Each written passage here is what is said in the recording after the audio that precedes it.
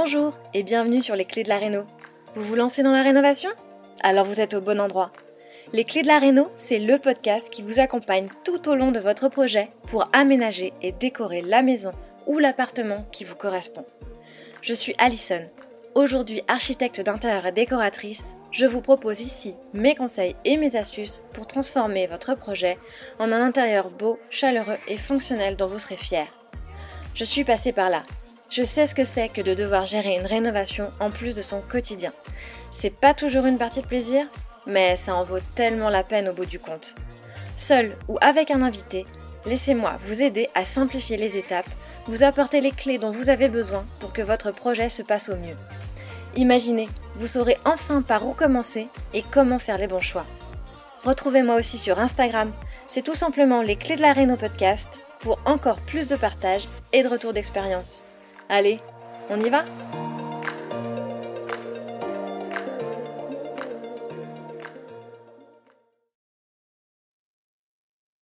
Bonjour à toutes et à tous et bienvenue dans cette toute première mini-série du podcast Les Clés de la Réno. Je suis ravie de vous retrouver pour cette série spéciale de plusieurs épisodes à dévorer autour d'un thème incontournable pour tout bon projet de rénovation. Alors l'objectif de ces mini-séries, c'est bien de creuser en profondeur un sujet précis, vous apporter un maximum d'infos et répondre à toutes les questions que vous vous posez. Et donc cette semaine, on se donne rendez-vous tous les jours avec un nouvel épisode pour explorer ensemble ce sujet passionnant et pour couronner le tout, un épisode bonus en fin de semaine où mes experts répondent à vos questions. Alors marquez bien la date, c'est rendez-vous samedi pour l'épisode FAQ.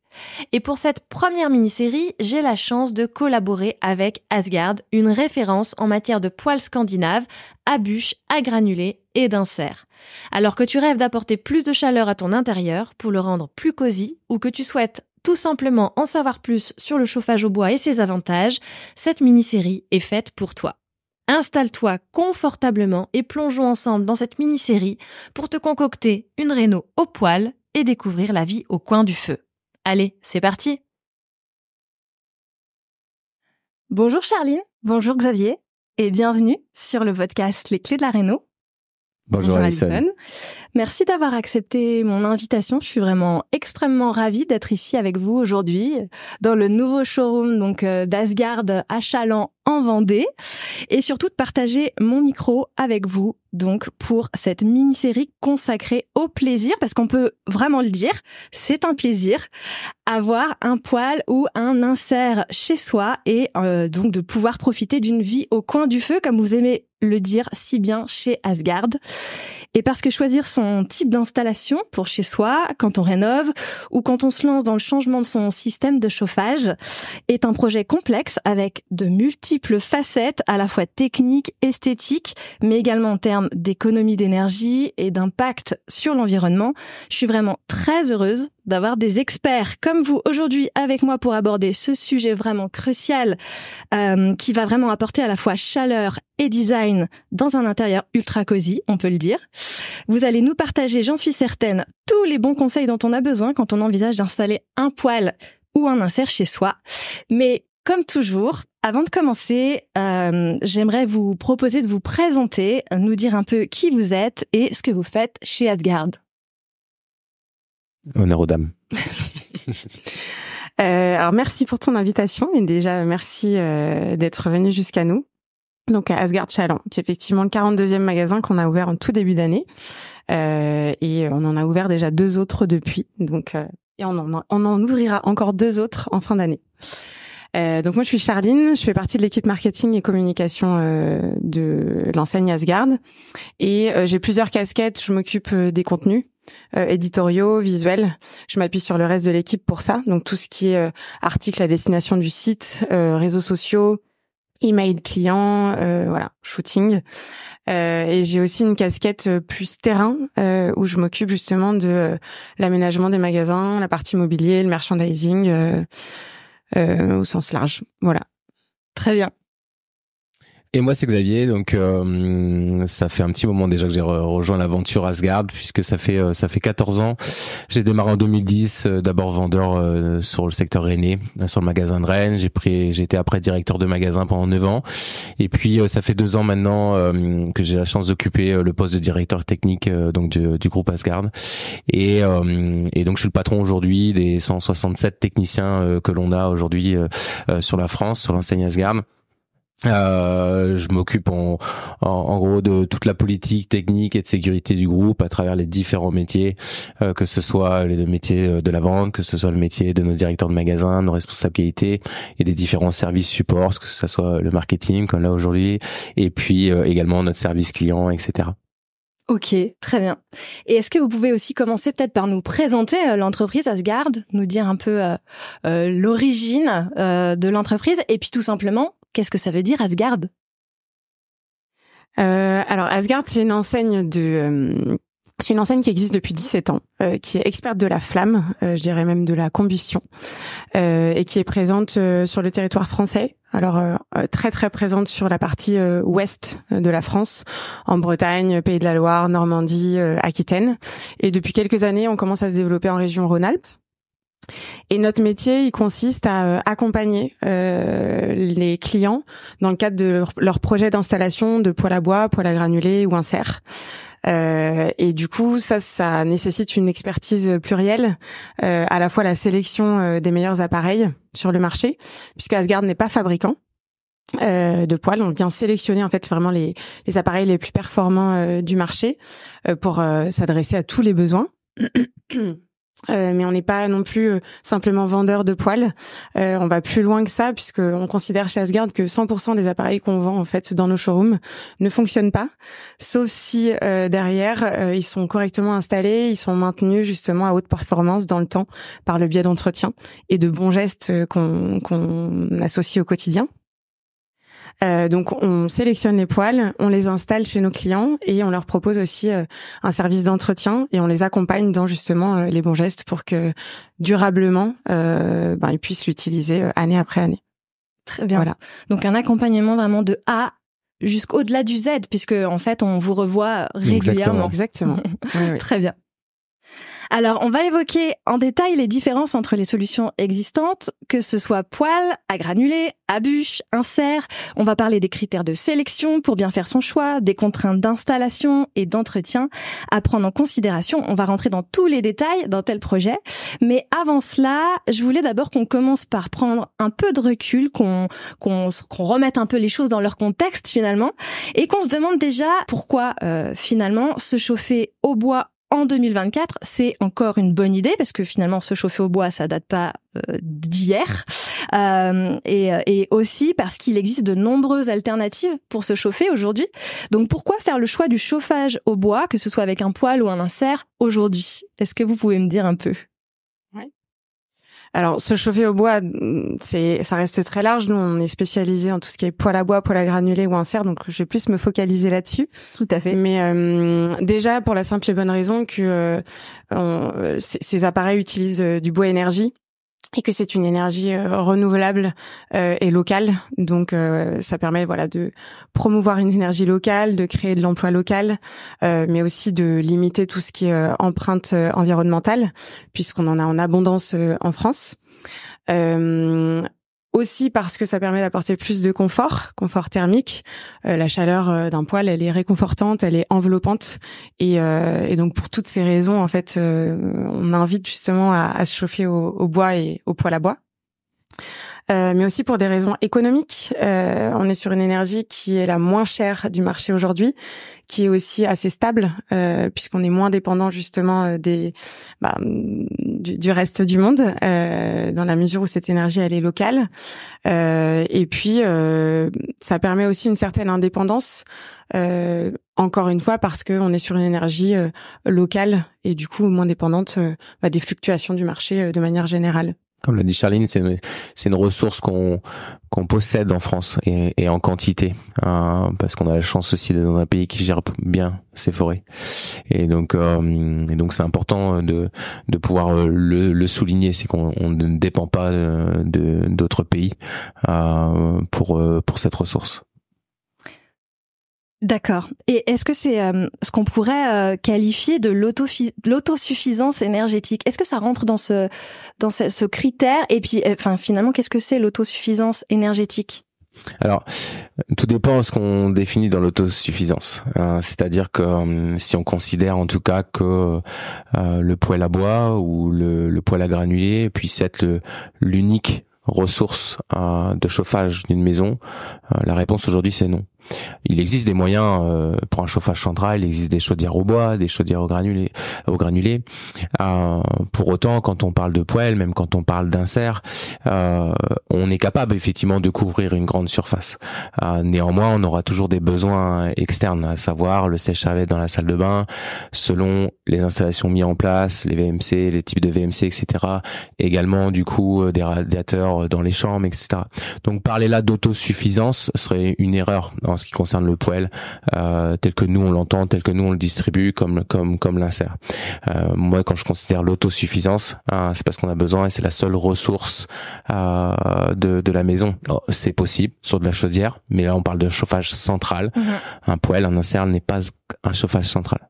On verra et on en parlera, je pense, Alison, mais on peut couvrir effectivement une grande surface, on peut apporter beaucoup, mais de là à parler de 100%, non. Oui.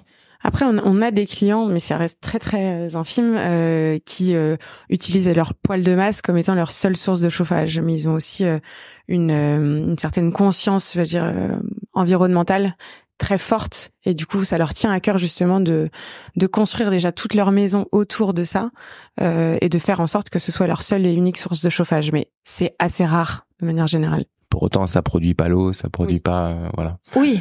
C'est sûr qu'il faut nécessairement un complément, mais pour l'avoir vécu moi-même, puisque effectivement j'ai eu un poêle dans ma précédente maison, il est possible quand même de vivre au quotidien avec uniquement la chauffe de son poêle, parce que nous on avait des radiateurs électriques en complément et clairement on les allumait jamais. Donc tout dépend effectivement la configuration. Maintenant, si on parle en moyenne, la plupart du temps, les configurations de maison ne permettent pas de couvrir à 100%. Si vraiment on parle de 100%. Oui, et puis ça dépend effectivement de chaque maison et de fait. chaque installation aussi, toujours, parce que en fonction, si les pièces sont plus ou moins ouvertes ou fermées, et si la chaleur peut circuler. Bon, tout ça pour en revenir quand même aux questions plutôt environnementales. Moi, je voulais vous demander, c'est quoi les avantages environnementaux d'aller se chauffer au bois, précisément? Alors bon, déjà, on l'a mis en évidence tout à l'heure, on est sur une énergie locale et renouvelable. Par rapport aux énergies fossiles, donc un avantage non négligeable. C'est aussi une énergie qui émet beaucoup moins de CO2 que le gaz, le fuel ou encore l'électricité. Donc on a encore des avantages environnementaux. En termes d'émissions, tu veux dire? Oui, émissions de CO2. On dit que un chauffage enfin en tout cas un poêle à bois, s'il est bien entretenu, bien utilisé, et aussi assez récent, il va émettre 12 fois moins de CO2 qu'un chauffage au fioul, 6 fois moins grosso modo qu'un chauffage au gaz, et 5 fois moins qu'un chauffage électrique. Donc quoi qu'il en soit, peu importe l'alternative choisie, on est toujours à moins que une autre typologie de chauffage. Exactement. Et au-delà de ça, c'est-à-dire que malgré le fait que pendant sa combustion, le bois émette du CO2, elle est intégralement compensée par le fait que pendant leur croissance, les arbres ont besoin de CO2 et le réabsorbent.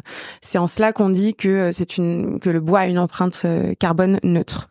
Donc il en émet, mais c'est énormément compensé. Et en plus, on a aujourd'hui des appareils qui sont à la pointe de la technologie et ultra performants et qui permettent justement de garantir ce rendement et cette combustion très propre pour émettre le moins de particules fines possible et le moins de CO2 possible au sens large. On n'est plus sur la cheminée ouverte d'avant ou encore des appareils anciens qui datent des années 2000 où le rendement est bien moins inférieur que les rendements qu'on peut proposer aujourd'hui grâce à nos appareils, et où le rejet, l'émission de particules fines était extrêmement importante avant. On divise par 10 en fait aujourd'hui les émissions de particules fines entre une cheminée foyer ouverte et un poêle à bois dernière génération, je dirais, et le rendement est aussi beaucoup plus important. Et on a évolué, comme le souligne Charline, c'est vrai les produits ont énormément évolué, et on en parlera sûrement, mais la façon dont on les installe a également évolué. Charline disait tout à l'heure, il y a aucun poêle qui chauffe. Si ça chauffe, c'est grâce à l'installation, et l'installation aussi joue un rôle fondamental dans ce qu'évoque Charline.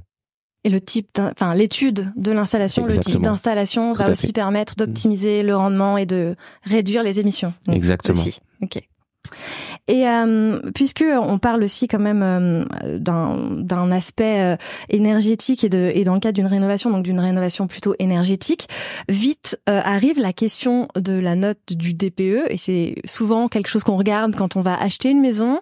C'est aussi souvent quelque chose qui vient à nous très rapidement quand il est question d'une mauvaise note avec un audit énergétique et quand on veut s'engager dans des travaux de rénovation énergétique. Donc effectivement, ma question, ça va être comment l'installation d'un poêle ou d'un insert va permettre d'améliorer la note du DPE en fin de compte. Alors, on n'est pas spécialiste du diagnostic de performance énergétique, mais dans sa note, le DPE, il tient compte de si on va utiliser ou pas une énergie renouvelable, ce qui est le cas du bois énergie. Donc, il va valoriser, je dirais, les installations qui utilisent ce type d'énergie. Il tient compte aussi de manière favorable du rendement énergétique du poêle. C'est-à-dire que si vous changez votre justement cheminée ancienne dont le rendement est tout juste atteint les 15%, donc entre 10 et 15%, par un poêle qui en a 75, 80, 90% de rendement, bah forcément vous allez améliorer la note de votre DPE par ce biais-là. Et puis il valorise aussi tout ce qui est énergie qui limite ses émissions en termes de CO2. Donc j'en ai déjà parlé tout à l'heure, on est quand même sur une énergie par rapport aux énergies fossiles qui émet bien moins de CO2. Donc en ce sens, choisir le chauffage au bois, choisir un poêle à bois, c'est en tout cas tendre vers une amélioration de la note de son DPE. Mais le DPE, c'est le chauffage et c'est aussi l'isolation. Donc, il faut aussi tenir compte de l'isolation de son logement. Le chauffage, c'est un paramètre. Il y en a d'autres. Ça permet d'améliorer ce paramètre, mais il faut tenir compte du reste. Oui, on est d'accord. C'est pas uniquement avec le changement de son chauffage et l'installation d'un poêle qu'on va faire grimper sa note. Au détriment, par exemple, de la qualité de son isolation. C'est bien un complément. Un poêle, on l'installe, oui, mais derrière, faut quand même une bonne isolation, etc. pour s'y retrouver. Tout à fait. Et est-ce que vous auriez éventuellement une préconisation, un avis sur le fait effectivement d'aller plutôt installer un poêle ou un insert avec peut-être un système de chauffage d'eau chaude sanitaire complémentaire plutôt que d'aller sur la sacro-sainte PAC que tout le monde voudrait nous installer, parce qu'on se pose toujours la question entre l'option effectivement poêle chauffe-eau thermodynamique et la PAC tout en un. Alors en fait, on est sur deux produits d'abord qui sont deux types d'installations qui sont complètement différentes. Je pense que dans l'approche déjà, quand on parle de poêle, on parle aussi d'un objet. Alors, ce qui est pas le cas de la PAC, c'est que la PAC elle est pas au milieu de son séjour. C'est sûr. Donc en fait c'est vraiment deux approches différentes. Nous on vient pas, et je pense que c'est pas notre rôle nécessairement de dire oui c'est mieux, c'est moins bien, etc. Je pense quand même que le poêle c'est mieux. Évidemment. mais voilà, concrètement, je pense que c'est deux choix qui sont complètement différents. C'est une approche différente. C'est des façons de vivre différentes. Avoir le feu au sein de son foyer, que ça soit par un insert, un poêle à bois, un poêle à granulés, on amène de la vie. On amène de la nature au sein de son habitation. Et donc c'est vraiment une approche qui, je pense avant tout pour nos clients, qui est personnelle dans un premier temps, et après effectivement peut-être un choix aussi sur l'efficacité produit, etc. Mais il y a cette notion-là qu'on retrouve pas sur la PAC. Et puis il y a aussi toute la dimension travaux à prendre en compte derrière. Enfin, le poêle, c'est une installation qui est plutôt assez simple à mettre en place, qui s'adapte à pas mal de configurations différentes. La pompe à chaleur, ça nécessite des travaux un petit peu plus importants. Donc voilà, je dirais qu'il y a aussi cet aspect à prendre en compte. Et puis on n'est pas forcément sur le même budget non plus. Exactement. J'allais le dire, il y a aussi l'aspect effectivement budgétaire qui peut pousser effectivement sur un produit plutôt qu'un autre, etc. quoi. Mais avant tout, c'est quand même une histoire de besoin et d'envie, en fait. C'est qu'est-ce qui nous correspond le mieux? Qu'est-ce qu'on vient chercher quand on vient chercher un poêle versus une pompe à chaleur? C'est ça. Ouais, très bien.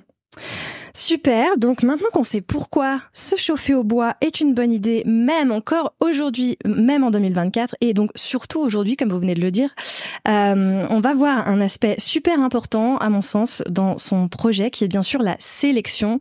Comment doit-on faire son choix? Quels critères prendre en considération? Et ça, on va en parler dans l'épisode 2. Si vous avez écouté jusqu'ici, c'est probablement que l'épisode vous a plu. Alors n'hésitez pas à en parler autour de vous, amis, famille, tous ceux qui rénovent sont les bienvenus. Vous pouvez aussi évidemment laisser un commentaire sur Apple Podcast ou une note 5 étoiles sur Spotify. Et si vous souhaitez être informé des prochains épisodes, n'hésitez pas à vous inscrire à la newsletter ou à me suivre sur Instagram. Le podcast, c'est fini pour aujourd'hui, mais je vous dis à très vite pour un nouvel épisode.